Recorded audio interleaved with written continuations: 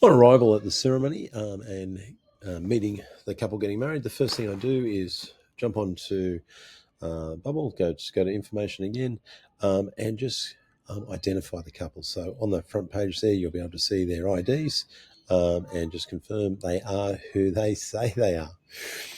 Now, at this point, we also need them to sign the Declaration of No Legal Impediment, and I also suggest getting them to review the marriage certificate that we're going to use. Now, if you're doing this on a paper copy, you'll already have those papers with you. If you're doing it on an iPad, all I do at this stage is one, slide down, download the NIM, ensure that it is all completed. As I said, in this case, they have both signed it.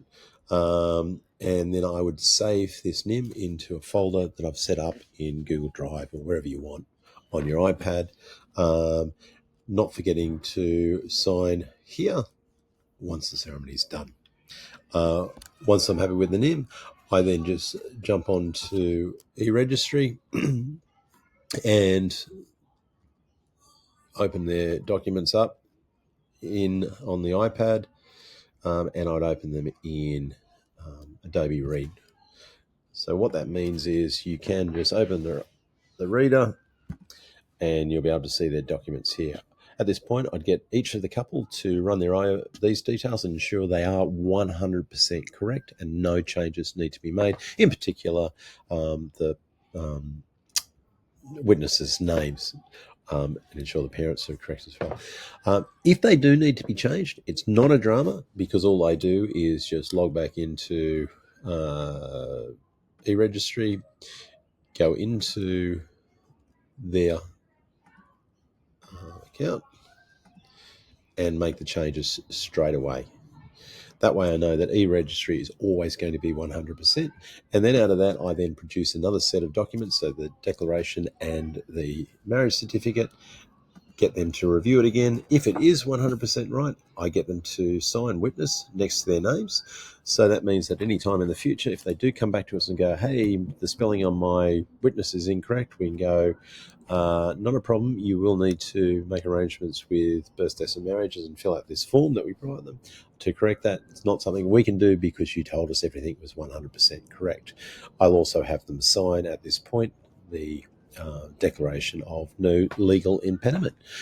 At that point, we're all ready to start the ceremony. We have the ceremony. It's beautiful. A few tears, a few laughs. The crowd goes wild. A big kiss. The crowd goes wilder. We then excuse ourselves then to complete the certificates and signing. Again, if you're using an iPad, I just still open in Adobe Reader. I get the couple to sign their names. I get the witnesses to sign their name. I sign. I also complete my signature here and here because I have actually checked with party 1 and 2 separately that they do comply with the declaration of no legal impediment, and obviously place and date it. At that point, I save that file straight away onto my iPad into a Google Drive folder. And that means all my documentation is done. I've got the notice of intent of marriage signed and saved in there, and also the declaration and the certificate of marriage.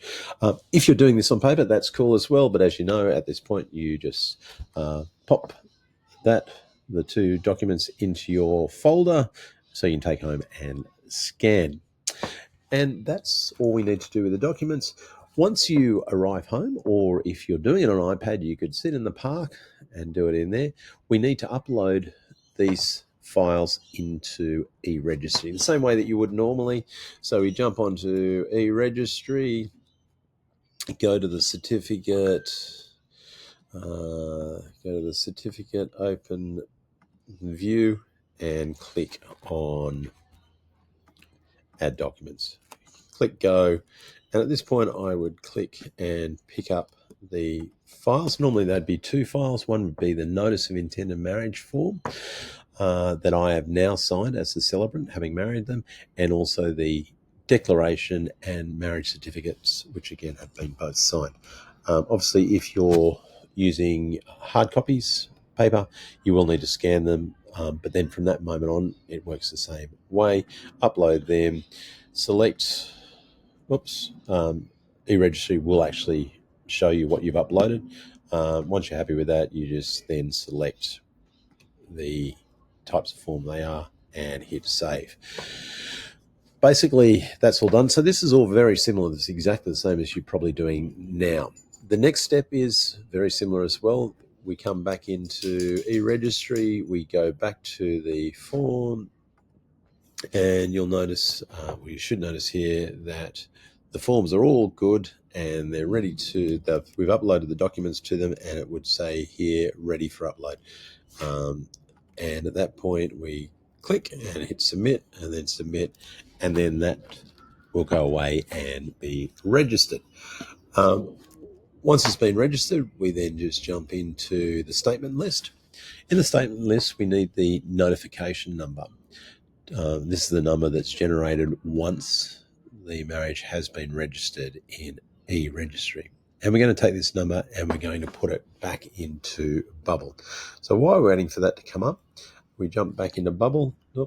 Jump back into Bubble and slide across to Signed Documents. In Signed Documents, we slide down just below the MC number that we put in there. You'll see fill in eRegistry number. That's the number that will normally be blank. And so you just pick up your eRegistry number from here, copy and paste that in, and we're good to go. Oops, a daisy. You'll notice in this situation, the couple, as we identified earlier, have actually ordered a marriage certificate as well. The system should recognise that they have done that, and so what they'll actually ask for before you can finalise it is for the receipt number. So at this point, same way that you would normally do it, you jump in, you go into request certificate, you put in all the details. By default, we send the marriage certificate to person one. They know this. If that's not the case, it will be noted in the notes or in the add-ons. But we go all the way through, and we actually pay for the certificate. Once we've paid for the certificate, we'll receive a receipt number. This receipt number then needs to be put into Bubble, and we just pop it in here. Normally copy and paste, but whatever the receipt number is. What that means is it actually then makes this button here, view message before sending. It makes that nice blue so you can click on it. And basically what that's doing is going to send out a message to your couple letting them know that everything is done and they're all good. So your marriage has been registered, blah, blah, blah. The registration number is that. As you'll notice, we did order them a certificate of marriage. So in this case, it's going to say, I have ordered your certificate of marriage, which is great. If they haven't ordered a certificate of marriage, what it will actually say by default is, if you'd like to order a certificate of marriage, blah, blah, blah, then ask for a, then ask for a Google review. Love to get those. And then it just has a generic finishing to it. Now, have a fabulous rest of the day celebrating. Obviously, if you send this out, later that night, they may have already celebrated, so you may want to change it to now hope you had a fabulous day celebrating. All the best. Excuse me. And we're all good. All you need to do then is, once you're happy with all of that and that information going out, you might also say, loved your wedding dress, or thanks for the recipe for pancakes, or whatever you chatted about before to make it a little bit more personal, but that's completely up to you. You then hit send. What that is going to do is send that to the couple, letting them know that everything's all done and they're very excited.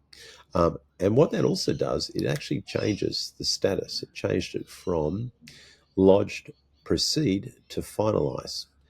And that highlights for us that we need to make payment to you. So just check if that's all gone through, because until it says that, we won't know that payment is due. So as long as you've sent that email, it should automatically change that. Now, the only other thing you might want to look at, or we'd like you to look at, is event summary comment.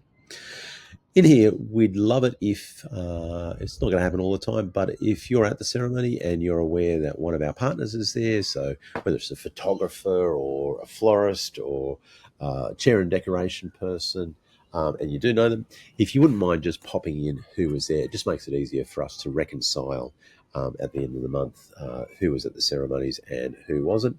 So you just pop that in there, and you might write, I don't know, colour photographer, and hit send summary, and you're done. Alternatively, you may have that, and you may also go, I don't know, there may have been an issue with the bride being late, or more anything that you want to give us feedback in is also a great way to throw this in there, because we capture it all and we can come back to it. Obviously, at any time, give us a call if you've got any issues at all. But just means that at the end of the ceremony, you can throw a general comment in there if you'd like, and just send. That will only go to admin. It doesn't go to the couple or anything like that, so don't worry about that. And that's it. If you then log back in, well, if you're still in here, but if you come back into Up and Coming, you'll notice that in your portal, it now says finalized. This is what we'll see in the admin portal as well. And basically, this means that we, as I said, we need to make payment. Generally, we'll try and make payment the same day. If not, it will be the next day. Once payment is made, we will move this status from finalized to settled. So it'll move from here into here, and you'll also receive a reverse invoice. So that's a tax invoice that's sent essentially from you to us, which means you have a record of the payment you will have received from us. I hope that's clear, and that's all that's involved.